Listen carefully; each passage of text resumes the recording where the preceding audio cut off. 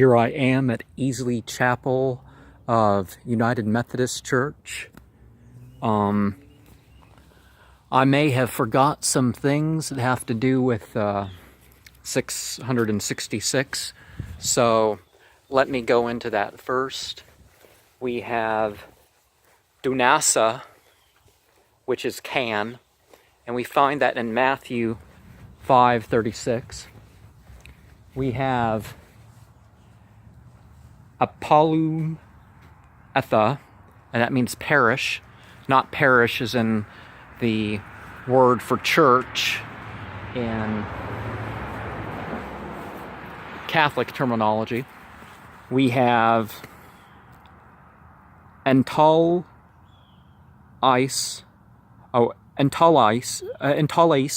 is commandment, and Matthew 22:40. And so 666 would be keeping the commandments. We have skeptine, that means dig, and that's in Luke 16:3. We have pluron, which means side, and that is in John 19:34, and elkuse, which means draw, and that's to be found in John 21:1, and euporia, which means wealth, Acts 19:12. So the rich in body, mind, or spirit would be 666, and elkeusa, which is command. I will go, I will do the things the Lord commands. I know that the Lord will find a way He wants me to obey, was a song that I used to sing when I was young. We have apatisa, which means give, and that's from, is it 1 Colossians 3:2? And pentakis is 5. Remember the importance, you spread your arms and legs and you form a 5-pointed star. So that would be the symbolism of the pentagram, right? And we have teteleka, which means to finish.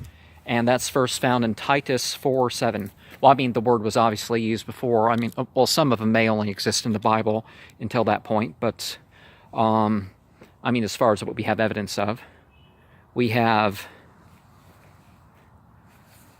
diasporos, which is dispersed. And if it didn't happen to us, if it happened to our ancestors, we're not really in a diaspora.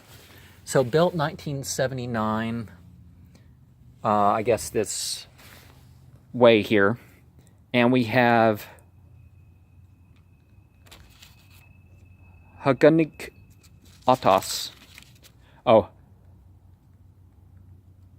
Haganikates, which is purify, and that's 1 Peter 1:22. And I'm not being, I'm not saying everything, but there's some, most of the things I say, there's always more that can be added to it. But as far as the Bible and fear, some important things to look at are Romans 13:1-2, and that causes fear of damnation for resisting higher authority. And we see elsewhere that any type of higher authority is the claim. Exodus 21:20-21 causes fear of the overseers and that they are not liable for what does not kill the same day. So, biblically, we have the idea that prison guards are allowed to kill the inmates as long as doesn't kill them outright. We figure, take them a couple days to die from this. At least some people will have that interpretation. And Leviticus 18:22 causes homosexuals to fear damnation. Leviticus 20:13 causes them to fear being killed by Bible believers.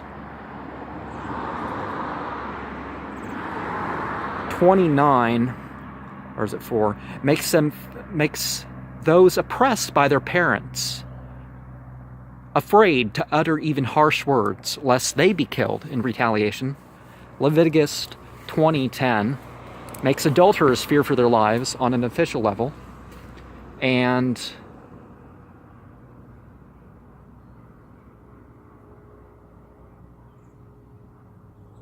Leviticus 20:15 causes beastophiles to likewise fear for their life.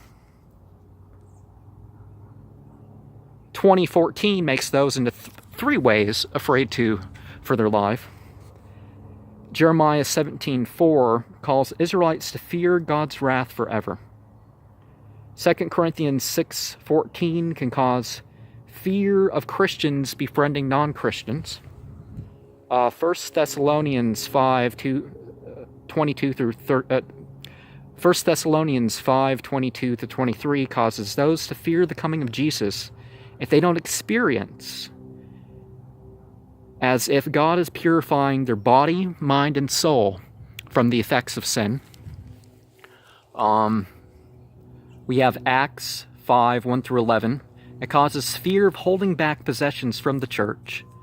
2 Corinthians 7:5 causes fear for not being accepted in mission work.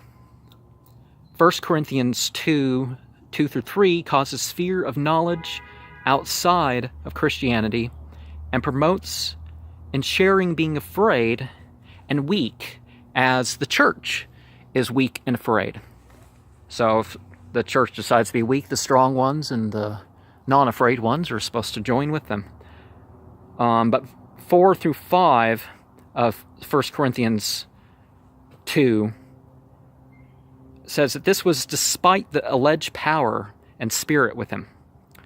Genesis 33:10 might lead to a person to fear they are being demonically controlled. Same thing with 2 Timothy 1:7. And the idea that they're demonically controlled if they have, if they're afraid. And we have Hebrews 10:31 calls to fear God's judgment, being different than one's own. Now, our thoughts, words, and deeds may not be perfect, so can't quite tell these windows. Proverbs 14:27 says, fear brings life. Matthew 10:26-28 and Luke 12:4 encourages fear of Satan. General fear of God is promoted by Acts 9:31 and 2 Corinthians 7:1. Colossians 3:22, Ephesians 5:21, and Peter 2:17. Is that the one that calls Jesus Lucifer? Okay. Job 41:35 calls us to accept fear as part of the human condition. Fear of God is best for development according to Psalm 111:10. And Proverbs 19:23.